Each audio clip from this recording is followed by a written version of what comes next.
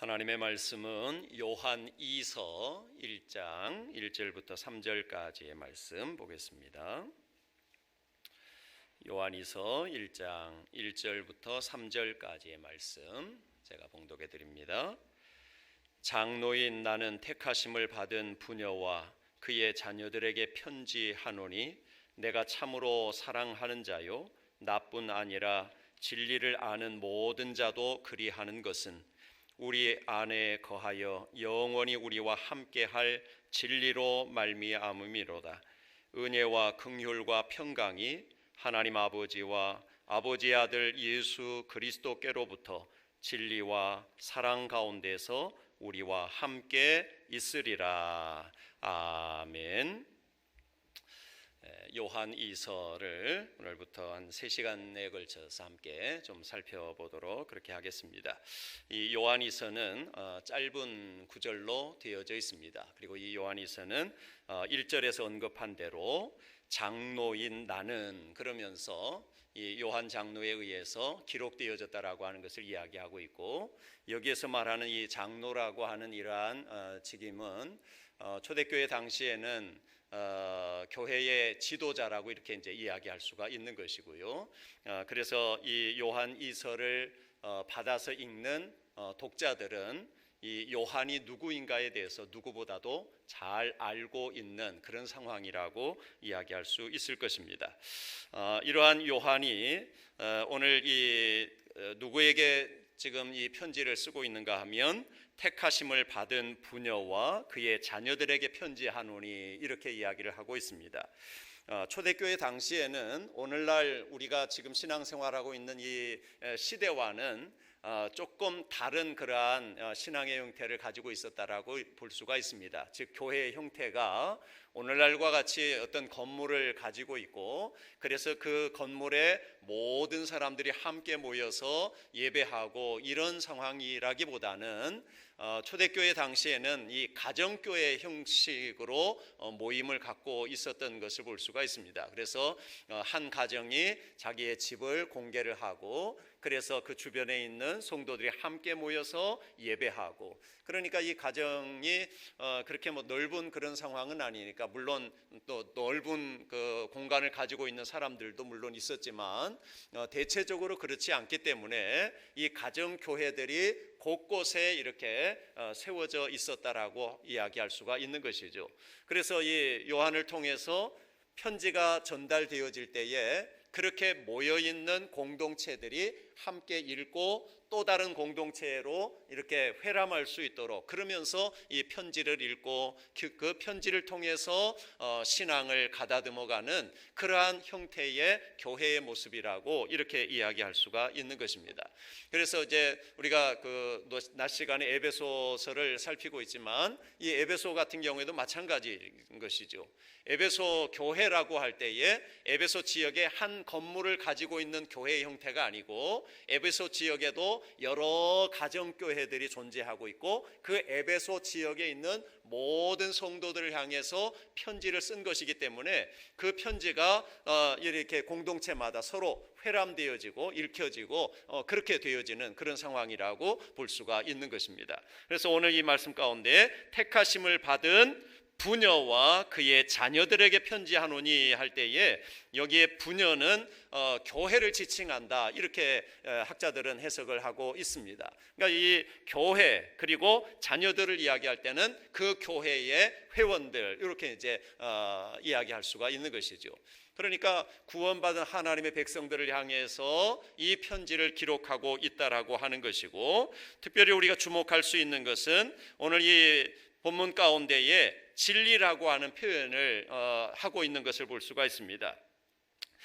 다시 한 번 더 1절과 2절 말씀을 보면, 장로인 나는 택하심을 받은 부녀와 그의 자녀들에게 편지하노니 내가 참으로 사랑하는 자요 나뿐 아니라 진리를 아는 모든 자도 그리하는 것은 우리 안에 거하여 영원히 우리와 함께할 진리로 말미암음이로다 그랬습니다. 내가 참으로 사랑하는 자라고 이야기하고 있고, 또 진리를 아는 모든 자도 그리한다는 것은 요한과 마찬가지로 사랑한다라고 하는 그러한 의미가 되는 것 아니겠습니까? 그러니까 요한을 비롯해서 진리를 아는 모든 사람들이 교회 공동체를 사랑하고 있다라고 하는 것을 표현하고 있는 것이죠. 그래서 1절과 2절을 통해서 우리가 이야기한다면, 이것은 한마디로 말하면 진리 안에서 우리 모두가 다 하나라고 하는 그러한 의미로 이야기할 수가 있는 것입니다. 요한도 진리를 분명히 알고 있는 것이고, 또 진리를 알고 있는 그러한 이 교회 공동체를 향해서 편지를 쓰고 있는 것이고, 그 교회 공동체를 사랑하는 또 다른 진리를 아는 사람들이 함께 사랑하고 있다라고 하는 그 이야기인 것이고, 그래서 그 공동체가 모든 그 그리스도 안에서 구원받은 하나님의 백성들이 진리 안에 함께 머물러 있다라고 하는 것을 말씀하고 있는 것입니다. 그럼 그 진리라고 하는 것이 무엇인가 하는 것이죠. 공동체 안에 모든 사람들이 진리를 아는 자가 되었는데, 그 진리가 무엇인가? 오늘 우리가 진리를 분명히 알고 믿음 생활을 해야 되는데, 그 진리라고 하는 것이 무엇인가 하는 것입니다. 그 진리가 무엇인가 하면, 그것은 한마디로 이렇게 이야기할 수 있을 것입니다. 하나님의 뜻을 이 땅에 계시하신 하나님의 말씀이라고 이야기할 수가 있는 것이죠. 진리가 무엇이냐? 하나님의 뜻을 이 땅에 밝히 알려주신 하나님의 말씀이라는 것입니다. 그 하나님의 말씀이 구약과 신약 전체 66권을 통해서 우리에게 주어졌습니다. 그리고 특별히 그 말씀의 중심을 이루고 있는 분이 누군가 하면 예수 그리스도입니다. 예수 그리스도의 구속의 사역, 그 사역을 우리가 성경 전체의 핵심이라고 이야기할 수가 있는 것이죠. 그래서 구약 성경은 오실 메시아에 대한 예언으로 가득 채워진 그러한 책이라고 이야기할 수 있지 않겠습니까? 그래서 구약은 전체가 오실 메시아, 즉 예수님에게로 초점이 맞추어져 있는 것입니다. 그래서 모든 사건이나 인물이나 모든 의식이나 이 모든 것들을 통해서 그리스도께로 향하고 있는 것이죠. 특별히 선지자들을 통해서 예언하시는 그러한 말씀들이 그리스도에 대한 예언으로 채워져 있는 것입니다. 그리스도께서 이 땅에 오실 것이고, 그가 고난받으실 것이고, 그가 죽으실 것이고, 죽음에서 다시 살아나실 것이라고 하는 이러한 예언의 말씀들이 구약 성경인 것입니다. 그 구약에 기록되어진 그 말씀 그대로 예수님께서 이 땅에 오셨고, 그 말씀대로 예수님께서 고난당하시고 십자가에 죽으시고 부활하심으로 우리의 구주가 되셨다라고 하는 사실을 말씀하고 있는 것 아니겠습니까? 그래서 그 오신 예수님에 대해서 복음서를 통해서 우리에게 자세하게 가르쳐주고 있는 것을 우리가 알 수가 있습니다. 또한 이후에 사도행전이나 또 서신서나 또 요한계시록에 이르기까지 예수님께서 이 땅에서 이루신 그러한 사역을 이제 선포하면서 그 복음을 통해서 교회를 세워가는 것, 이것이 이제 쭉 기록되어져 있는 것이고, 마지막 요한계시록에서는 다시 오실 예수님에 대해서 예언하고 있는 말씀인 것입니다. 그래서 이 진리라고 할 때에 이 진리는 변함이 없는 것을 이야기하는 것입니다. 변한다면 그것은 진리일 수가 없는 것이죠. 우리가 진리를 안다라고 하는 것은 우리가 알고 있는 진리는 결코 변함이 없다라고 하는 것을 이야기하는 것이고, 그 변함이 없는 것이 무엇입니까? 바로 성경 66권이 변함없는 진리라고 하는 사실을 우리에게 가르쳐주고 있는 것입니다. 그래서 성경의 저자들이 약 40여 명 이렇게 되는데, 그 인간 저자들이 40여 명 존재하고 있지만, 그러나 그들이 연구하고 생각해서 성경을 기록한 것이 아니고, 성령께서 원저자가 되셔서 성령께서 그 각 사람의 성품과 또 지식의 정도와 그 모든 것들을 활용할 수 있도록 하시면서 그들이 성경을 기록하는 데에 성령께서 감동하여 주셨고 역사해 주셨기 때문에 그들을 통해서 기록되어진 말씀 한마디 한마디가 성령께서 기록하신 말씀이라고 이야기할 수가 있는 것입니다. 그래서 시대가 다르잖아요. 약 1600년, 1500, 1600년에 걸쳐서 기록되어진 성경이고 그 시간적인 차이가 있고 또 기록되어진 그러한 어떤 인물들의 배경도 다 제각기 다르지만 그러나 성경 전체가 다 통일성을 가지고 있는 것 아니겠습니까? 이렇게 통일성을 가지고 있다는 것은 성경의 원저자는 바로 하나님이시다라고 하는 것을 우리에게 나타내 보여주고 있는 것이고 이 성경은 지금까지 변함이 없는 것입니다. 보통 다른 종교나 또는 이 이단들이 가지고 있는 그러한 경전이나 이러한 것들을 보면 그때마다 달라지는 것을 볼 수가 있어요. 계속해서 수정합니다. 지나오다가 좀 안 맞는 부분들이 있으면 또 수정하고 또 이렇게 바꾸기도 하고 저렇게 바꾸기도 하고 그러면서 계속 바뀌어지는 거예요. 그러니까 이 계속해서 변화가 있다라고 하는 것은 그것은 진리가 되어질 수가 없는 것이죠. 진리라고 하는 것은 변함이 없어야 합니다. 성경은 지금까지 변함없이 우리에게까지 전달되어져 왔습니다.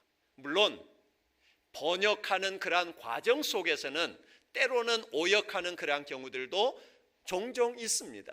그래서 성경을 정확하게 번역하기 위해서 번역하는 그러한 하나님의 사람들이 또 심혈을 기울여서 그렇게 번역하는 작업을 하기도 하는 것이죠. 그러나 원 성경의 그 핵심은 결코 변함이 없다라고 하는 것은 이 성경이야말로 만고 불변의 진리라고 하는 사실을 우리에게 분명하게 말씀해 주고 있는 것이죠.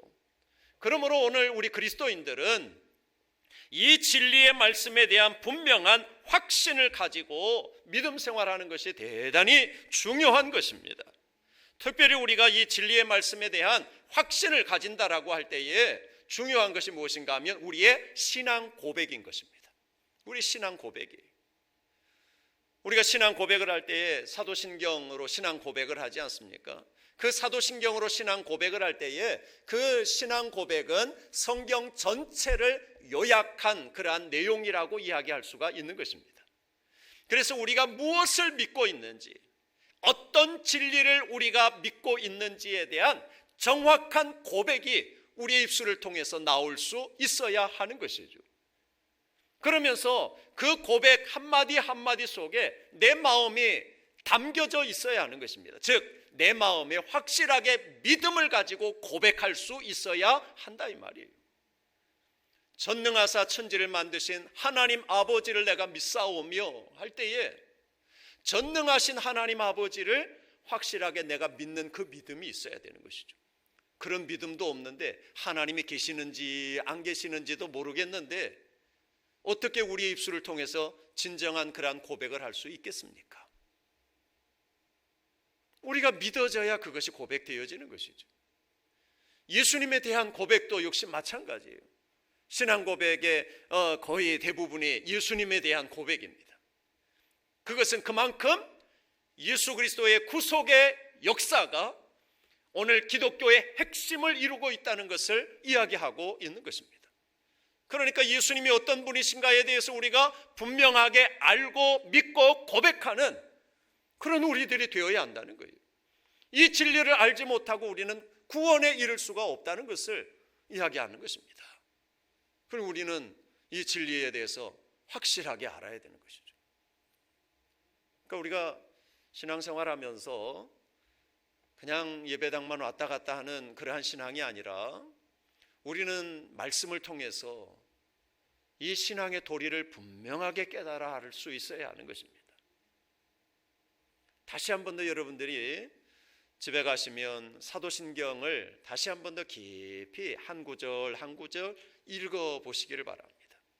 그러면서 정말 내가 고백하고 있는 이 신앙 고백에 대해서 내가 정말 믿고 있는지, 믿음의 확신을 가지고 내가 고백하고 있는지 우리가 점검할 필요가 있는 것입니다.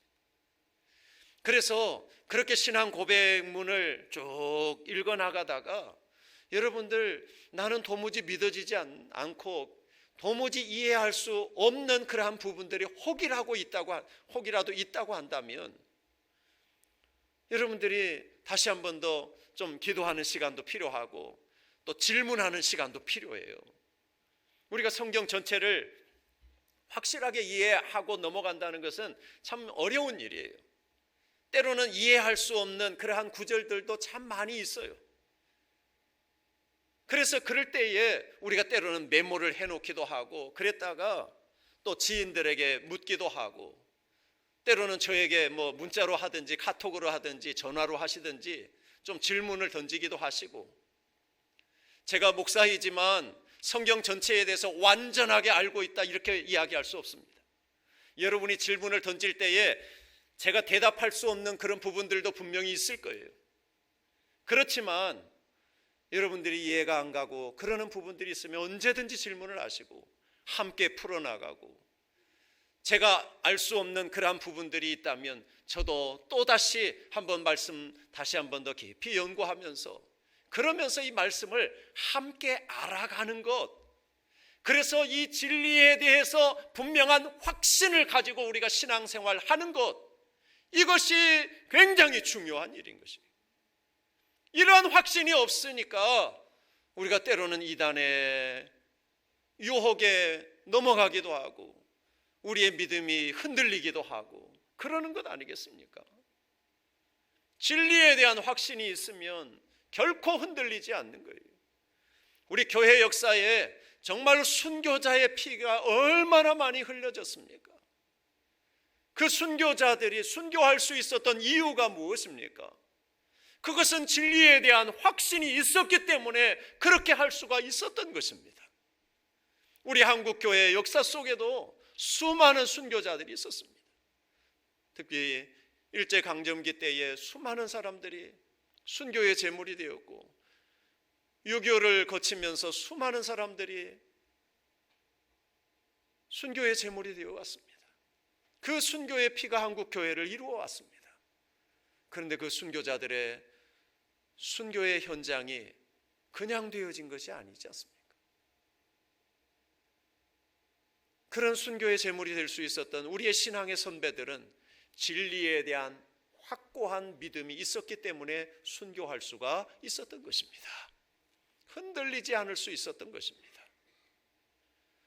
오늘 우리가 이 시대에 정말로 신앙생활하면서 이 진리에 대한 다시 한 번 더 갈증을 느끼고 진리를 알아가고자 하는 그러한 열정을 가지고 하나님의 말씀에 더 깊이 들어갈 수 있는, 말씀을 깊이 묵상할 수 있는, 성경을 부지런히 읽을 수 있는 그런 우리의 삶이 되어질 수 있기를 간절히 바랍니다.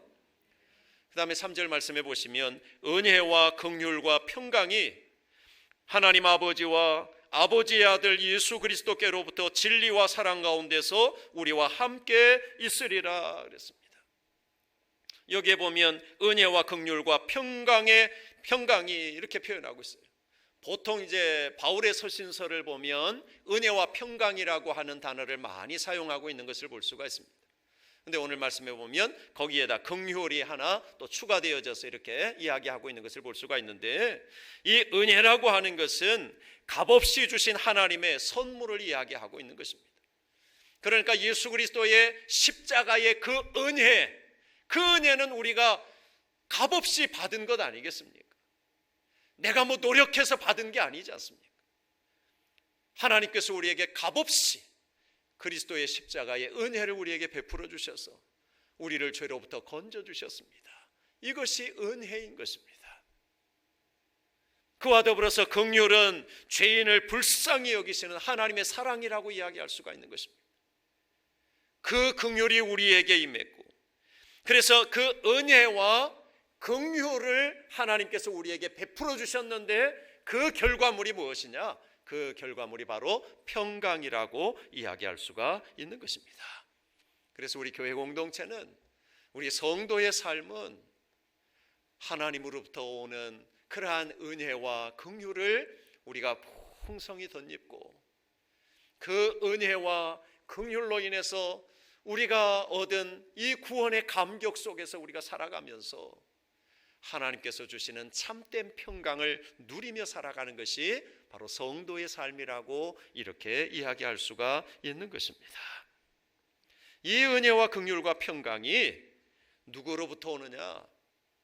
하나님 아버지와 아버지의 아들 예수 그리스도께로부터 진리와 사랑 가운데서 우리와 함께 있으리라 그랬습니다.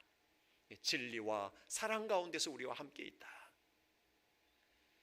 그러니까 결국은 은혜와 긍휼과 평강이라고 하는 것은 하나님이 우리에게 주신 그 진리의 말씀 안에서 우리에게 다가온다라고 이렇게 이야기할 수가 있는 것입니다. 그 진리 안에 머무는 자에게 은혜와 긍휼과 평강이 임하고 이것을 누리는 삶을 살게 되어진다는 것을 이야기하고 있는 것입니다. 그래서 오늘 말씀을 통해서 오늘 우리가 진리에 대한 분명한 확고한 그러한 이 믿음을 가지고 확신을 가지고 그 진리 안에 머무는 삶이 되어질 수 있어야 한다는 것을 오늘 우리가 마음속에 반드시 새기시고 진리 안에서 행하는, 진리 안에 머물러 있는, 진리를 사랑하고 그 진리의 말씀을 반드시 붙들고 인생을 살아갈 수 있는 우리 모두의 삶이 되어질 수 있기를 주의 이름으로 축원합니다. 기도하겠습니다. 살아계신 하나님 아버지 은혜를 감사합니다. 우리에게 진리의 말씀을 주셔서 우리로 하여금 그 말씀 안에서 예수 그리스도를 만나게 하시고 믿게 하시고 믿음으로 구원을 얻게 하여 주시고 하나님의 자녀 삼아 주셨사오니 감사를 드립니다. 이 진리의 말씀을 우리가 반드시 붙들게 하시고 진리 위에 든든하게 서서 흔들리지 않는 믿음의 삶을 살아갈 수 있는 우리 모든 식구들 되게 하여 주시옵소서. 언제나 주님과 동행하며 주의 뜻을 이 땅에 이루어드리는 거룩한 성도의 삶을 이루어갈 수 있는 저희들 되게 하여 주시옵소서. 감사하오며 예수님의 이름으로 기도하옵나이다. 아멘.